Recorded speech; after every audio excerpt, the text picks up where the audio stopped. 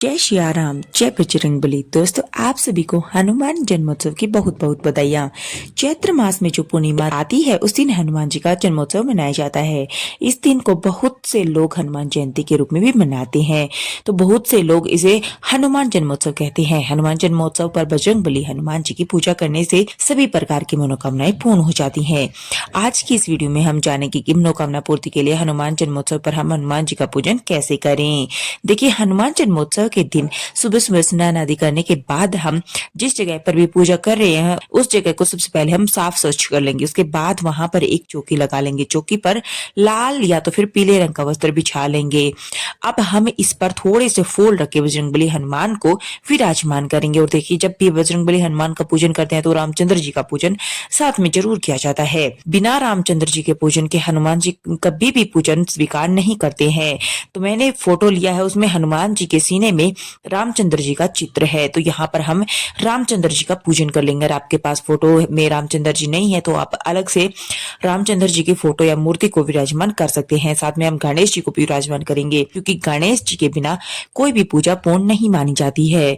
तो यहाँ हमने गणेश जी को विराजमान कर लिया है। साथ ही मैंने हनुमान चालीसा ली है। आप हनुमान चालीसा ले सकते हैं, सुंदरकांड का पाठ कर सकते हैं, आप चाहे तो यहाँ पर रामायण भी ले सकते हैं। तो इसमें जो भी धार्मिक ग्रंथ आपके पास है उन्हें आप जरूर विराजमान कीजिए। इसके बाद में हम पूजा शुरू करेंगे। तो सबसे पहले हम फूल या तो फिर चावल लेकर हम बजरंगबली हनुमान के सामने संकल्प करेंगे कि हे भगवान, आज मैं आपकी ये पूजा कर रही हूँ। पूजा में रही कमियों के लिए आप हमें क्षमा करें और मेरी मनोकामनाओं को पूर्ण करने के लिए बजरंगबली हनुमान के चरणों में छोड़ देंगे। और अब हम संकल्प हो गया है, अब पूजा शुरू करेंगे। तो पहले जल के छींटे लगाकर सभी को स्नान करा देंगे। उसके बाद में हमें देसी घी का दीपक जलाना होता है।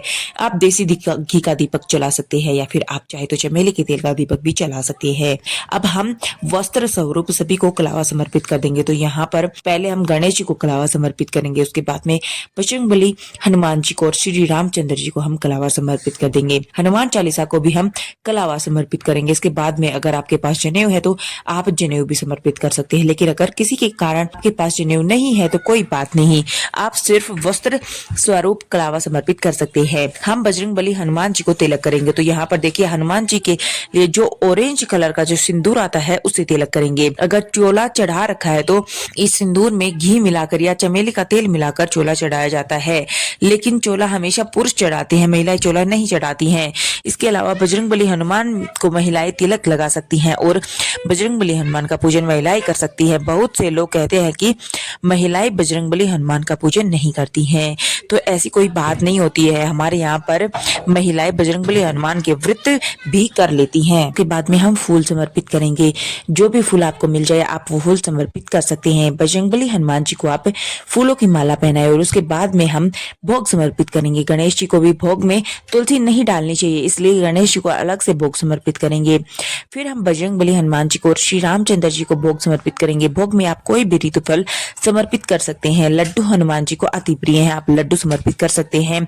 बूंदी आप समर्पित कर सकते हैं। गुड़ चने का भोग आप समर्पित कर सकते हैं। केले का भोग आप समर्पित कर सकते हैं। जो भी भोग आपको अवेलेबल हो जाए वो भोग आप समर्पित कर सकते हैं। बस तुलसी जरूर डालनी है, पर हम तुलसी दल डाल देंगे। इसके बाद में हम जल समर्पित करेंगे और हाथ जोड़कर भगवान से भोग ग्रहण करने के लिए प्रार्थना करेंगे। अब भोग हमने समर्पित कर दिया है। इसके बाद हमें दक्षिणा समर्पित करनी होती है। दक्षिणा जरूर समर्पित कीजिएगा, क्योंकि दक्षिणा पूजा में रही कमियों को पूरा कर देती है। फिर हम अपने सीधे हाथ में फूल लेकर या तो चावल लेकर हनुमान चालीसा का पाठ करेंगे।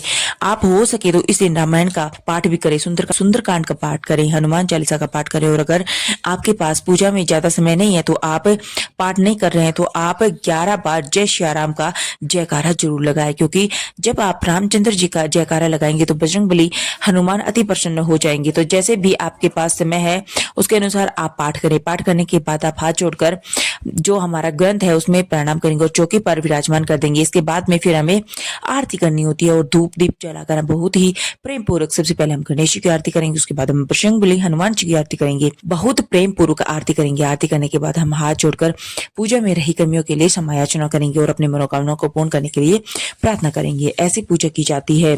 पूजा के बाद थोड़ा सा जल हाथ में लेंगे और 2 बार चौकी के ऊपर से वार देंगे। इस तरह से हमारी पूजा पूर्ण हो जाएगी।